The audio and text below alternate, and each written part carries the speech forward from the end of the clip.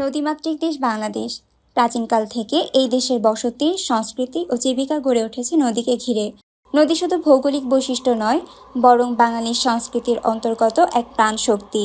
সেই নদী নির্ভর ইতিহাস ও ঐতিহ্য সংরক্ষণের জন্য পটুয়াখালী জেলার কলাপাড়া উপজেলার নীলগঞ্জ ইউনিয়নের পাখিমারা গ্রামে অ্যাকশন-এইড বাংলাদেশের উদ্যোগে গড়ে তোলা হয়েছে দেশের একমাত্র পানি জাদুঘর।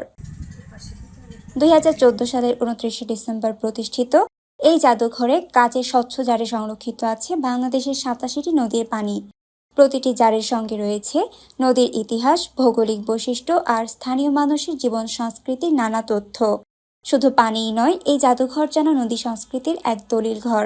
যেমন আমাদের এই জাদুঘরে আছে আন্তর্দেশীয় নদীর পানি। যেমন বাংলাদেশে বিভিন্ন নদী কিন্তু বিভিন্ন দেশ থেকে আসছে, যেমন নেপাল, ভুটান, মায়ানমার, ইন্ডিয়া থেকে কিন্তু বাংলাদেশে কিছু নদী প্রবাহিত হয়েছে। তবে আমরা হয়তো আমি এক সময় জানতাম না যে আন্তর্দেশীয় নদী কয়টা এবং কোন নদী কোন জেলা থেকে ঢুকছে। কিন্তু বাংলাদেশে এক সময় নদী ছিল 1400, কিন্তু এখন 800 নেই। কেননা ব্রিজের ফলে, বাঁধের ফলে হোক, নদীগুলো কিন্তু ধীরে ধীরে নাব্য হারাই গেছে। তবে জাদুঘরে কিছু নদীর পানি সংগ্রহ করা আছে, 85টা নদীর পানি সংগ্রহ করা আছে। এর ভিতরে দেশের বাহিরে হলো 11টা, আর বাকিগুলো হলো দেশের ভিতরে। প্রায় 500 বর্গফুট জায়গা জুড়ে সাজানো এই দর্শনীতে রয়েছে মাছ ধরার জাল, ঝাঁকি, চাই, কাঁকড়া ধরার সরঞ্জাম, মাটির হাঁড়ি পাতিল, কাঠের নৌকার প্রতিরূপ সহ নানা ঐতিহ্যবাহী উপকরণ।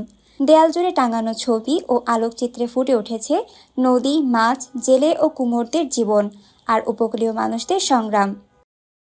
শিক্ষার্থী, গবেষক থেকে শুরু করে সাধারণ পর্যটক সবার কাছেই আকর্ষণীয় হয়ে উঠেছে পানি জাদুঘর। স্থানীয়দের মতে সৈকত কেন্দ্রিক পর্যটনের বৈচিত্র্য আনতে এটি গুরুত্বপূর্ণ ভূমিকা রাখছে। প্রতিদিন সকাল 10টা থেকে সন্ধ্যা 7টা পর্যন্ত খোলা থাকে এই পানি জাদুঘর। প্রবেশ মূল্য রাখা হয়েছে মাত্র 10 টাকা। নদীমাতৃক বাংলাদেশের ইতিহাস, ঐতিহ্য আর ভবিষ্যৎ প্রজন্মের জন্য নদী রক্ষার বার্তা ছড়িয়ে দিচ্ছে এই অনন্য জাদুঘর। সাদিয়া আমিন শিলা, লাল সবুজ প্রকাশ, নিউজ ডেস্ক।